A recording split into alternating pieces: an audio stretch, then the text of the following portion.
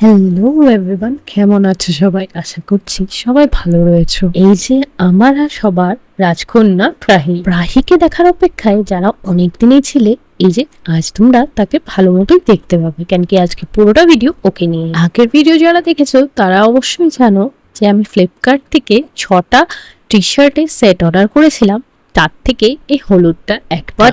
But ব্যাপারটা হলো T shirt গুলো মেশিন ওয়াশ করতে করতে জানি না কেন ঢিলা হয়ে যাচ্ছে প্রচন্ড পরিমাণে। আর জানি না কেন প্রাহির এক একটা জিনিস আমার কাছে খুবই প্রিয়। অবশ্য সব মায়ের কাছেই তার সন্তানের ছোট থেকে ছোট জিনিস খুবই প্রিয় হবে, কিন্তু আমি দেখেছি ছোট থেকেই প্রাহিকে, মানে ছোট তো এখনো আছে, আরো যখন ছোট ছিল 1-1.5 মাসের, তখন থেকে আমি ওর উপর ইয়েলো কালারটা খুবই দেখতে পছন্দ করি। এটা এত ঢিলা হওয়া সত্ত্বেও আমি ওকে পরাচ্ছি, কিন্তু শোল্ডার থেকে ফুলে ফুলে পড়ে যাচ্ছে। তো চলো আজকে এটা একটু মডিফাই করে তোমাদেরও দেখিয়ে নিই, যদি কখনো তোমাদেরও কাজে লাগে।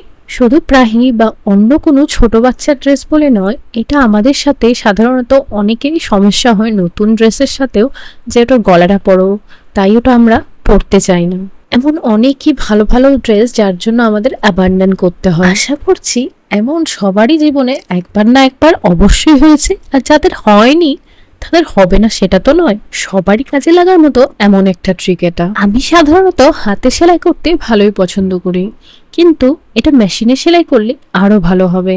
কিন্তু এখন আমার হাতে সেলাই পছন্দ বলে করছি না, আমার মেশিনটাও খারাপ, তাই হাতে সেলাই করতে হচ্ছে, না হলে মেশিনেই করতাম, সময়টাও বাঁচতো, আর অনেকটা সেলাইটা অরিজিনাল একদম নতুন স্টিচের মতোই মনে হতো।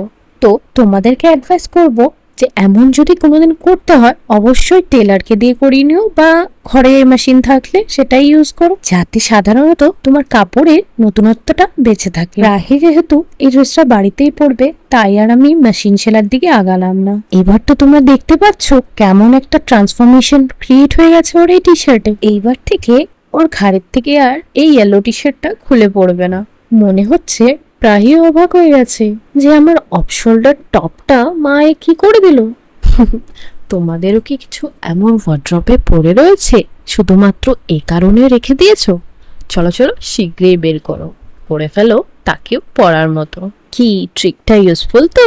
প্রাহির তরফ থেকে সবাইকে বাই বাই মিমিস এন্ড মামাস।